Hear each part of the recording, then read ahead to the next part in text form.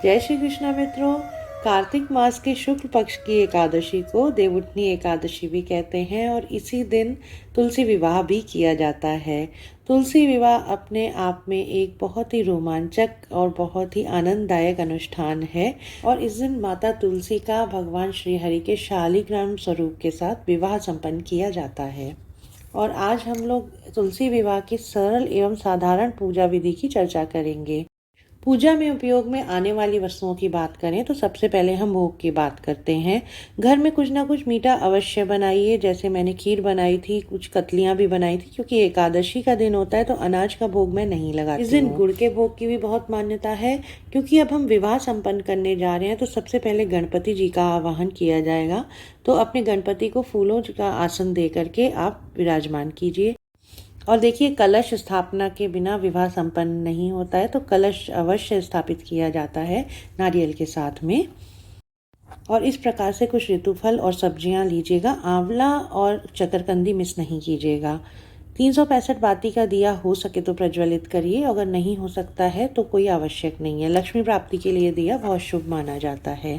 2 जनेऊ लीजिए, एक पीला और एक सफ़ेद। सफ़ेद वाला गणपति जी के लिए और पीला जो जनेऊ होता है वो भगवान विष्णु के लिए यानी शालिग्राम जी के लिए होता है।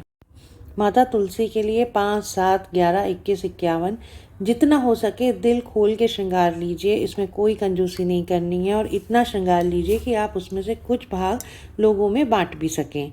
ये बहुत ज़्यादा पुण्य का काम होता है अगर माता वृंदा के ऊपर आप श्रृंगार चढ़ाते हैं और कुछ लोगों में उसको प्रसाद स्वरूप बांटते हैं।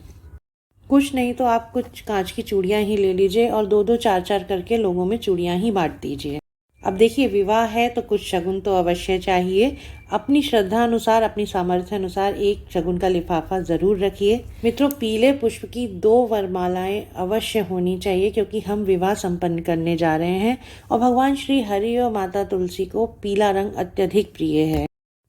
और क्योंकि विवाह हो रहा है तो हल्दी और मेहंदी तो अवश्य लगाई जाएगी। तो भगवान श्री हरि और माता लक्ष्मी के लिए एक मेहंदी का कोन और हल्दी में दूध मिला करके उपटन अवश्य बना के रखिए। 5 या 7 छापे लगाए जाते हैं, फिर जल से आचमन करा दिया जाता है और उसके बाद माता और भगवान श्री हरि का श्रृंगार किया जाता है। और माता तुलसी और भगवान श्री हरि का श्रृंगार करने के पश्चात उनको 2 बड़ी चुनरियाँ उड़ाई जाती हैं। चुनरी बड़ी होने का कारण यह होता है क्योंकि हमें गठबंधन करना होता है, तो छोटी चुनरी में गठबंधन करना थोड़ा मुश्किल रहता है। अगर आपके पास चुनरी नहीं है तो आप कलावे के साथ गठबंधन कर सकते हैं। गठबंधन में भी कुछ यथासंभव दक्षिणा आपको अवश्य रखनी होगी। इस पूरी प्रक्रिया के बीच आप सुंदर सुंदर गीत गाइए और गीत सुनिए। अच्छा, अब दिए की बात करते हैं। तो शुद्ध देसी घी के पंचमुखी दिए की आवश्यकता होगी। एक गोल बाती का छोटा दिया होना चाहिए और धूप बत्ती भी होनी चाहिए। और देखिए, अगर हो सके तो गन्ने का मंडप बना लीजिए, और अगर आप मंडप नहीं बना पा रहे हैं तो गन्ने को पूजा स्थल में पास में अवश्य रख लीजिए।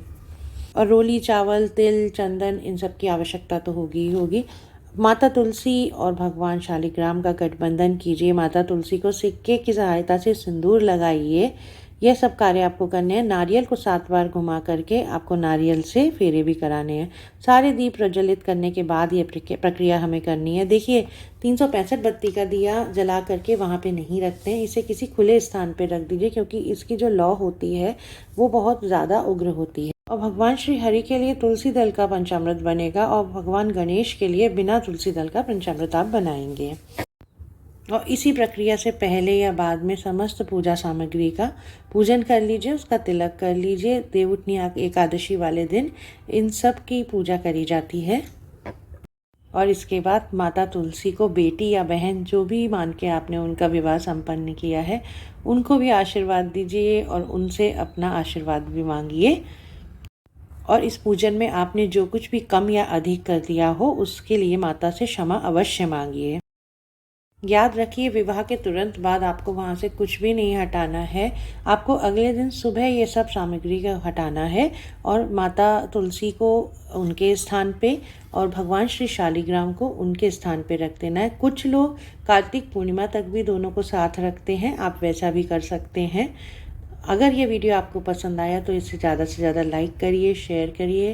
राधे राधे, हरे कृष्णा, जय श्री हरि। जीवन में एक बार तुलसी विवाह अवश्य करिए, जितनी आपकी सामर्थ्य हो, जैसे आपकी सामर्थ्य हो, अवश्य ये अनुष्ठान अपने घर में करिए।